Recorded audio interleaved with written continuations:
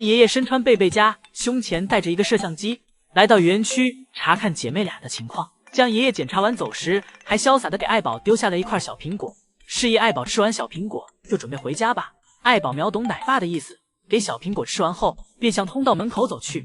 对于瑞宝和辉宝，爱宝丝毫没有留念。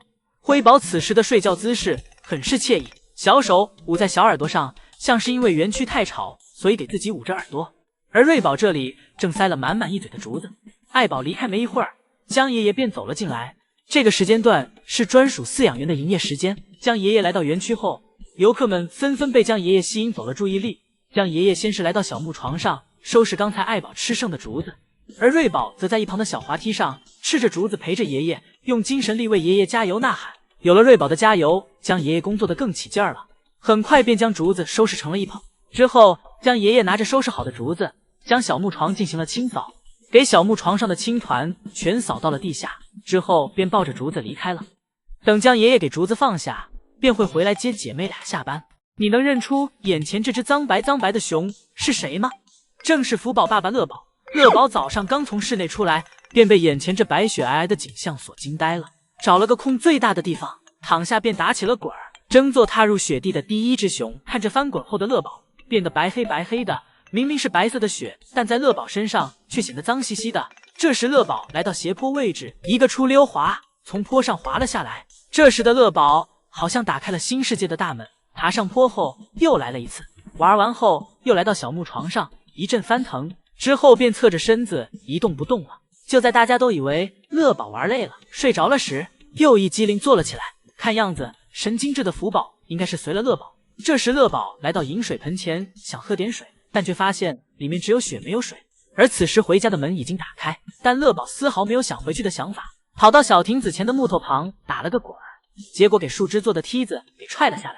乐宝心想这下完了，闯祸了，便立马屁颠儿的跑回了家，来看看江爷爷是如何照顾爱宝坐月子的。首先是爱宝的日常观察，这时的爱宝处于特殊期间，每天都需要有人时刻守着，所以两个爷爷的安排是24小时轮班制，每人一天，从凌晨盯到第二天凌晨。此时的爱宝正在给福宝喂奶，生完福宝后，爱宝的饮食一直都很少，一方面是胃口不是很好，第二方面因为需要时刻抱着福宝，双手离不开，没办法大幅度的去剥啃竹子，所以江爷爷根据这个情况，特意将竹子最鲜嫩的部分裁剪下来，将其分成小状的，这样既方便爷爷们投喂，爱宝拿起来也方便。忙碌完一天后，江爷爷回到家休息，妻子给他制作了一些面包，这样在值班时饿了可以直接吃，比较方便。而在江爷爷家里也有爱宝一家的元素，比如江爷爷给爱宝和乐宝画的画像，而且江爷爷每天在睡觉前都会写日记来记录爱宝一天的生活情况。第二天早上起床，江爷爷通常都是用爬楼梯来迎接美好的一天，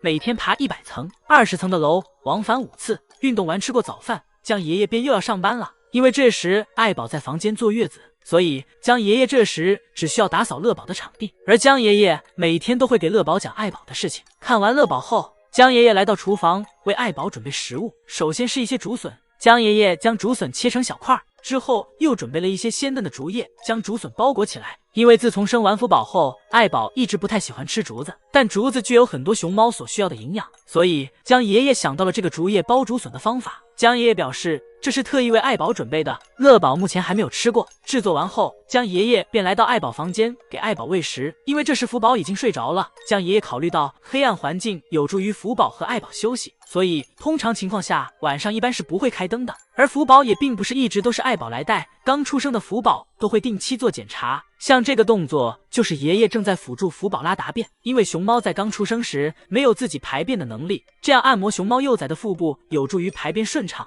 而在妈妈身边时，妈妈会通过舔舐她的身体来帮助她排便，而在休息时需要用小被子盖住熊猫的眼睛。江爷爷表示，由于熊猫幼崽在妈妈肚子里时眼睛也是一直闭着，什么也看不到的，所以已经习惯了暗淡的光线。不管是在喂食还是休息时，爷爷都会刻意将福宝的眼睛挡一下，吃完奶后再给福宝擦擦嘴，每一个细节都要做到位。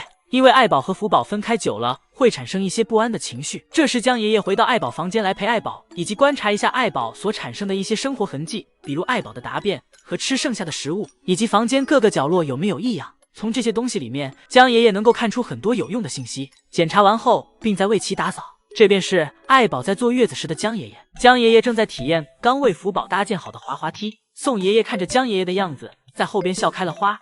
今天是福宝的生日，宋爷爷和江爷爷打算联手为福宝准备一件生日礼物。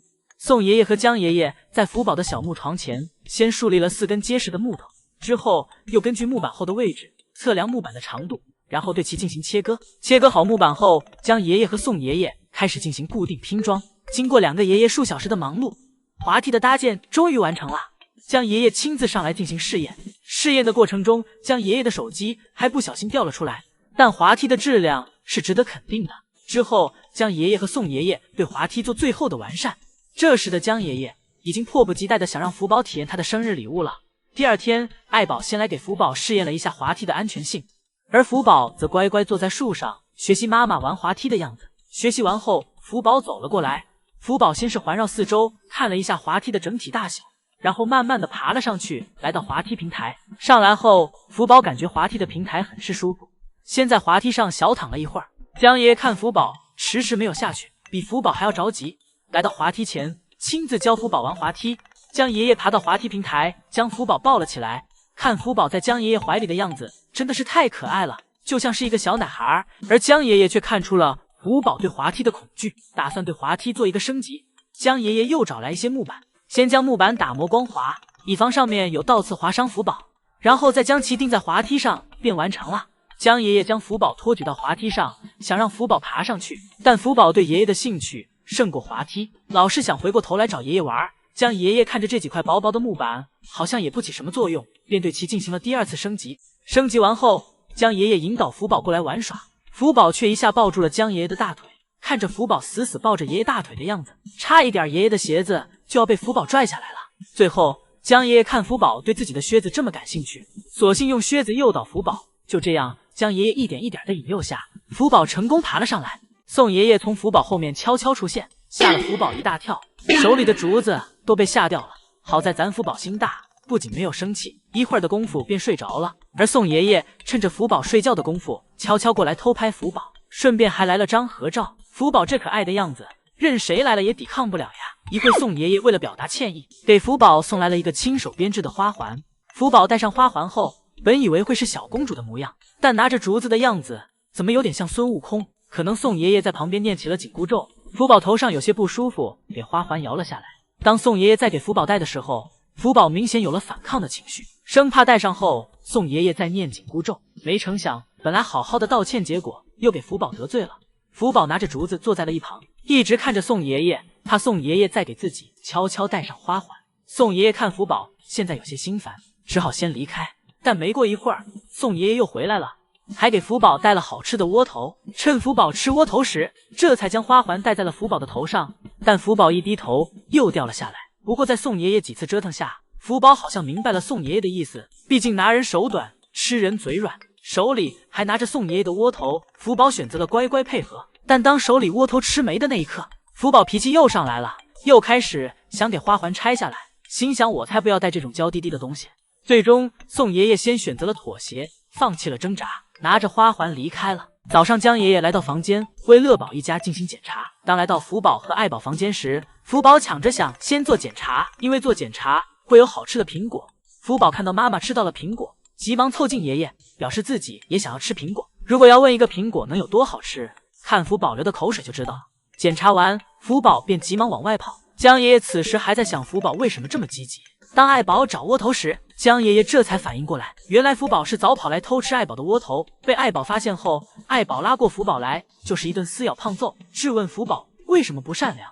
而福宝的爸爸乐宝此时也没消停，倒立着试图用脚将门踹开。当江爷爷再次回到爱宝园区后，发现福宝又在试图偷吃妈妈的食物。江爷爷在一旁告诫福宝，那是妈妈的食物，你不能偷吃。江爷爷看到福宝偷吃后，急忙跑过去阻止。从江爷爷镜头晃动的程度就可以看出江爷爷有多着急。江爷爷边跑边教育福宝不该偷吃东西，跑到福宝身边后，急忙将胡萝卜抢了过来，因为福宝还小，如果过多进食会造成消化不良等问题。